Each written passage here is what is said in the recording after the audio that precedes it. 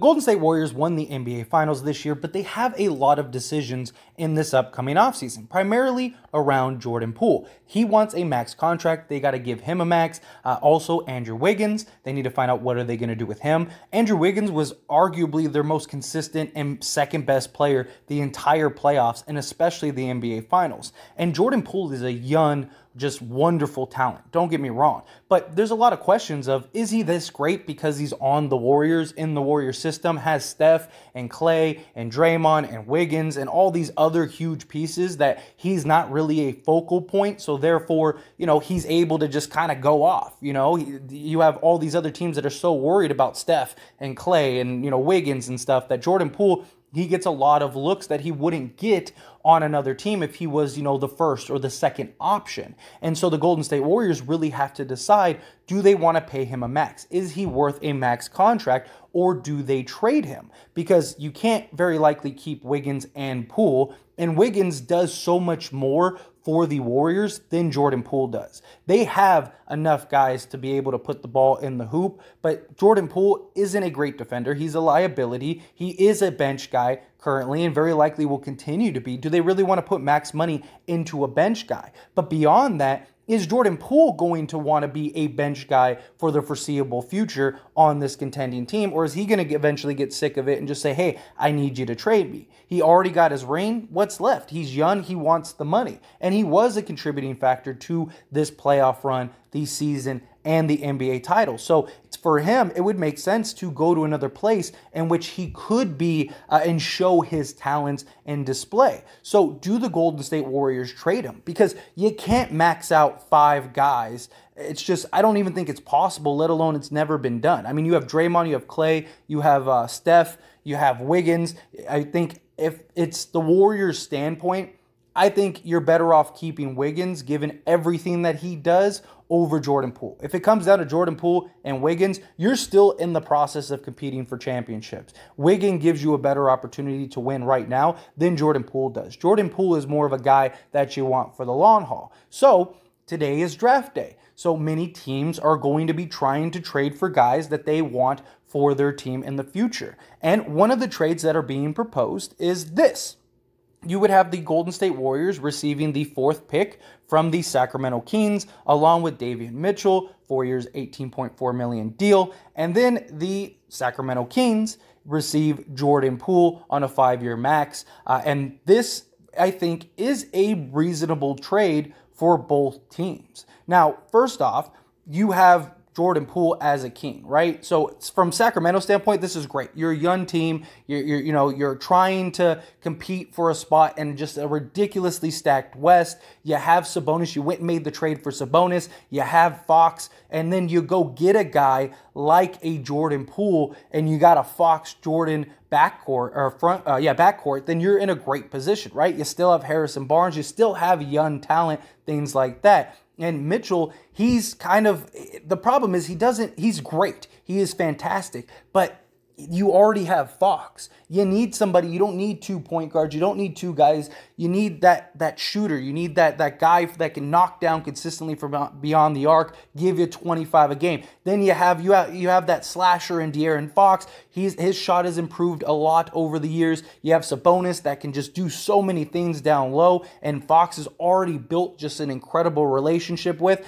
And you have Jordan Poole now, who can knock down the outside shot, can score pretty much anywhere on the court, and just gives that threat, that third threat that you really need, and can be your primary scoring option. But if you need an easy bucket, you throw it down to Sabonis, and you're in a great position. You still have Harrison Barnes, although he, after this season, is a free agent. So maybe, you can re-sign him, let him go, maybe go get something else. The point is, you have this core of players that is just hugely beneficial. You have Fox, you have Sabonis, you have Jordan Poole, all of which you have your core foundation. In Sacramento, going and getting Sabonis was a step to show we want to be good. We want to contend. We want to change the narrative that is the Sacramento Kings. And I think it was a great trade from them. Now, it sucks that you had to get rid of Halliburton, but luckily, you got a star young center that can do so many things. And again, you have Fox. So it's like, as great as Halliburton is,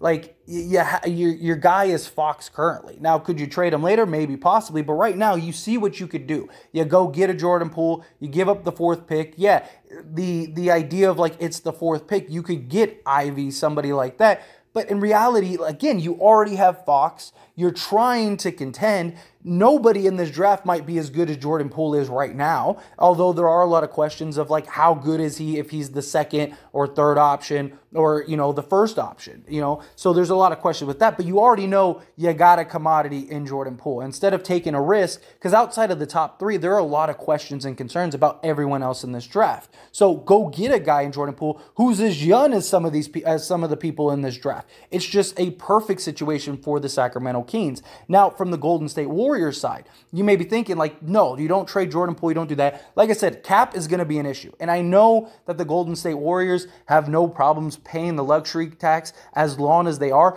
but they've already paid like $1 billion in luxury tax. I don't even know if they can max out 5 guys. It's just, it's going to be, they're going to have to make a decision at some point. And again, Wiggins does so much more for the Warriors than Jordan Poole does. Jordan Poole, yeah, he's a great shooter. He can get hot. He can get you 30. It's another threat. It's scary. Their offense with, Wiggins and Draymond and Poole and Curry and Clay, like, that is scary.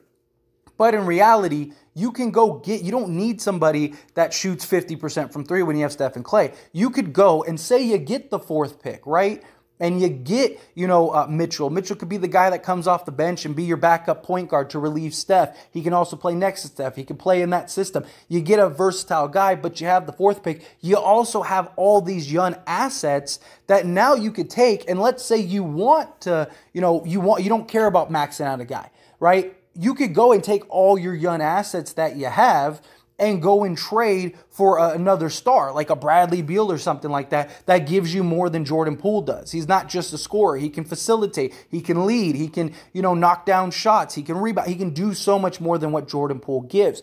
You could go that route. Or you have all these assets that you can develop under your, your organization, under your culture. And now, yeah, you lost Jordan Poole. It sucks, but you still have Wiseman. You still have Kuminga. You still have Moody. You now have Mitchell. You now have whoever you draft at number 4. Maybe you do take Ivy or somebody like that, and they can develop under this culture. So when Steph and Clay and Draymond, when they're on their way out, you still have a contending team. Because Dre and Clay and Steph, they're only getting older, right? And the beauty of Clay and Steph specifically, their shooting is so good, they could probably play till they're 45, Like, they're not going to be the Steph and Clay that we know and love, but they're they can play the Ray Allen role, right? You get a bunch of young guys that are just fantastic, and you have these 2 guys who have been with the franchise forever, at 42, that are just still shooting 45% from 3. Like, you're still in a good position. But it allows the Warriors to just have assets to make a decision for the future, as well as grow and develop if need be, so you're not, you don't reach this point where Clay and Steph and everybody's gone, and now you're hitting the restart button and you're just like, okay, well, now what do we do?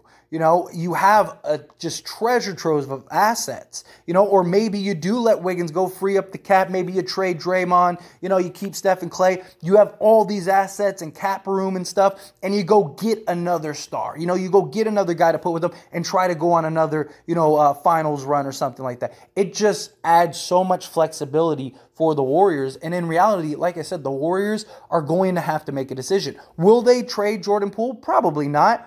But I don't think we can rule it out because they're going to likely have to make a decision between Wiggins and Jordan Poole. But anyway, as always, this is a discussion, so I want to hear from you. Let me know your thoughts and opinions down in the comment section below. What do you think they should do with Jordan Poole? Do you think absolutely no way? You don't trade Jordan, you keep him for the long haul, you develop him, things like that. You pay him the max. You max out 5 guys, whatever you got to do. Or you choose Jordan Poole over Wiggins. Is that something that you think that they should do? Or do you agree? Wiggins offers so much more. Because the problem is when Jordan Poole isn't scoring, That's it. You don't get anything from Jordan Poole. Wiggins, if he's not hitting his shots, he still rebounds, he still defends, he still assists, he still slashes. You know, he can get to the line, he can create his own shot, get to the foul line. Like, he just does so much more that Jordan Poole just doesn't do. Jordan Poole is still extremely young. Don't get me wrong. He could develop into that guy. But the Warriors are a dynasty right now. They're trying to win championships right now. You know, they just won this past year. I just think that the possibility is huge. But again, would love to hear your thoughts and opinions down in the comment section below.